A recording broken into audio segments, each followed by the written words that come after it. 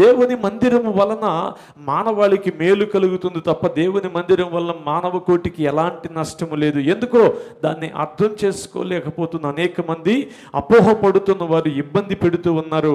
అలాంటి ఇబ్బందుల మధ్య ఆది సంఘము దినదినము క్షేమాభివృద్ధి పొందింది.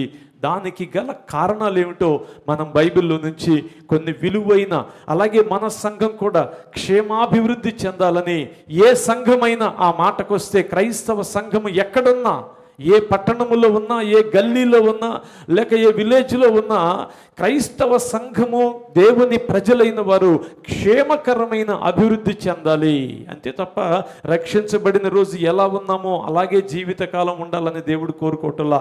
అందుకోసము దినవృత్తాంతముల 2వ గ్రంథములో ఒక ఫార్ములా దేవుడు పెట్టాడు. దినవృత్తాంతముల 2వ గ్రంథము 7వ అధ్యాయం 12 నుంచి 14 వచనాలు చదువుదాం.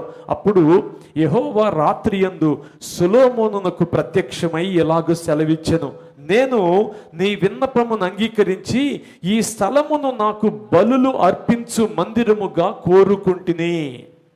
వాన కురియకుండా నేను ఆకాశమును మూసివేసినప్పుడే గాని, ఒక మాట గుర్తుపెట్టుకోండి, వాన కురియలేదు అంటే దేవుడు ఆకాశమును మూసివేశాడు. వాన కురుస్తుంది అంటే దేవుడు ఆకాశపు వాకిండ్లను లేక గుమ్మములను తలుపులను కిటికీలను తెరిచాడు అని మనం గ్రహించాలి.